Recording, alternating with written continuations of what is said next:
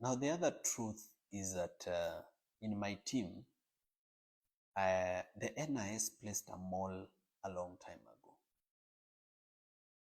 You know, kweli. I have a mall on my team.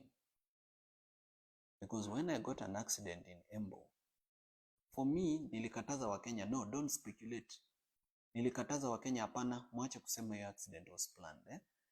Accidents happen and this has happened.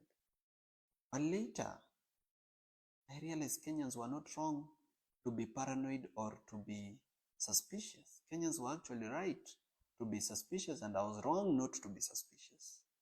Because the car that did an accident was not owned by an individual, it's owned by a company. And when you search the CR12 for that company in the register of companies and you check the directors, it's a dead end. The driver is somebody we've looked for, and we've not found him to date. Gari hata iko huko inaitwa ni Mukuruini police station. What is that place? Yes. To date, we've not found the driver. Yeah? Now, when I was arrested, there's a call that was made from this office around this building. And that call was made to DCI that I'm here. Somebody was called here, akaulizwa boss ako aliposema ako, that person called DCI. When DCI came to this office for an arrest, they didn't guess. They didn't look for my office. Remember, this compound is so big with so many offices. But they didn't look for my office. They came straight to my office as if they already had the plan and layout of the building.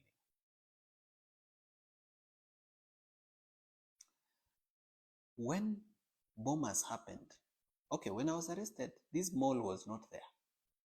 So whenever bad things happen, hakuangi anywhere near. Bombers, this person is a very close person in my team and should have been at bombers, because kama naenda bombers na team yangu imenijoin, mbona yeye ana miss na kwake ni karibu na bombers? Mbona alikuja huku kwa ofisi mahali siko badala aende bombers mahali ni karibu na hata mahali yeye anaishi? So the NIS placed a person in my team a long time ago. When you research this person's history, you are not able to know which primary school they went to, secondary school. They wiped their profile clean. And the best way to hoodwink Kenyans has been, this person pretends, to criticize the government, to say bad things, to expose projects so that we can trust this person. There's been an attempt to poison my food, and I'm thankful to God that it didn't happen. Na kama singejua that we have a mall, I think by now I would be dead. But I'm grateful to God and to the various Kenyans who've been sending me information, telling me be careful about this person. And I have now become very serious about my security. I now have an advanced intelligence team that goes to the ground before I go to a public event and does, just checking what is the feeling among, For example, in Bomas, I walked into a public event which was organized by ODM and which people had been mobilized and paid money through in buses, and where there were goons paid waiting for me because I had said I'm going to Bomas. I've never been attacked anywhere in Kenya because I've never said I'm going to this place. Sijai sema leo naenda Embu, ama leo naenda Githurai, ama leo naenda Kitengela, ama leo naenda Molot Bomet. I've never said it. Hata nikisemanga nasemanga tu I'll be in Rift Valley generally. But because these people knew I'm specifically coming to, KICC, which later turned to Bomas, they planned very well kuniua. But they didn't succeed. Because God is good and because there's a mission. God has given me a mission and I must complete it. That's why he has kept me alive. So from now on, Kenyans, wakati mnaangalia timu yangu na kuna mtu mnajua na mnajua ni mbaya, please don't keep quiet. Always raise alarm. I've started vetting every member of my team, where they went to school, what they did, who they are, why they are here, what they do for a living, what they are doing. But Wakenya mnisaidie kwa hiyo mambo so that tusikue na malls kwa team yetu. There is also another incident that I was about to forget. When I was attacked at Bomas, I went to the hospital. When I went to the hospital, I was treated, but wind got to the media and other people that I'm at Nairobi hospital, so I left the hospital. I came to this office to pick something before I go to the next hospital, so nilikuwa nasaidiwa na watu wangu. Na nilipofika hapa kwa ofisi, I got information from 3 different sources that I'll be arrested. And the reason I was supposed to be arrested on Friday was the police were looking for someone to blame for what happened at Bomas. They were saying, let's blame the chaos on Morara. But me, I was asking, but Morara came alone. In fact, at the door, he was only allowed to enter with 1 guard. So how do you blame it on him? But the police wanted actually to arrest me on Friday and blame the chaos on Bomas on me. So because of that planned arrest, I decided to set a trap for the police. Because I knew they are tracking my phones, I said, nitawacha simu zangu hapa, I'll go without a phone. Let's see whether the police will come.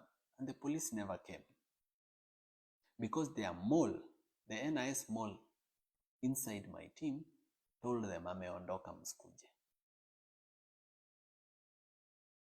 This only goes a long way in showing Kenyans that it's no longer business as usual. My life is actually in danger and I need to be more careful than I've been. Now, the reason I had not beefed up my security, some Kenyans have been saying, sasa wewe Morara, kwani unatembea kama Mkenya wa kawaida, kwa nini usibeef up security? Why are you failing? But security is expensive. Security is not cheap. Let's say, hypothetically speaking, let's say you pay one security guard, say 20 or 25,000, for example. Just an example. How many would you need to guard the residents, to guard you? And how will you afford that cost every month? So, hapa ndio inafikanga viongozi wananunuliwa na William Ruto ama na some billionaires. You find that somebody is actually being supported by NGOs that have an interest, or foreign governments that have an interest, or some billionaires that have an interest, because you are not able to afford basic security. But mimi nitachangisha wa Kenya, kila Mkenya akinitumia 10 bob, 1,000, so moja, 500, I believe I'll be able to beef up my security and it will be well. So whatever you can spare, I'll be really appreciative to Kenyans, whatever they can spare to support me in beefing up my security. But otherwise, me, what I can promise Kenyans ni kwamba siwezi nunuliwa. There are stories of people who say, huyu ni project. Maybe they themselves who are saying huyu ni project, they are the project. Labda wao wenyewe they are project. But I don't think it's fair or good to call someone a project when you don't know them in person, you don't know their history, you don't know where they came from. Me, I come from a family history of fighters. People believe in something, people are principled. So hatufanani, sio sisi wote ununuliwa, sio sisi wote ukuanga project za watu. There are some of us who actually fight for change because we believe in it. So, hiyo kitu ya kukua na mall ilini hurt sana. But ndivyo ilivyo. Unajua sikuwa na political experience vizuri, but so unaona I'm gaining and I'm learning quickly. So hata kama nilifanya hiyo makosa ya kuovertrust watu, kuenda mahali bila intelligence, ni ukweli nilifanya makosa and I'm sorry. I apologize to all Kenyans kwamba hapo niliteleza, lakini it will not happen again. I will be more careful this time. And I'll continue fighting for what we believe in together. Sitawahi wa disappoint na sitawahi waachilia. I'll keep doing the Vampire Diaries. I'll keep doing civic education. I'll not stop, because when I stop, the enemy wins. And the enemy should not win.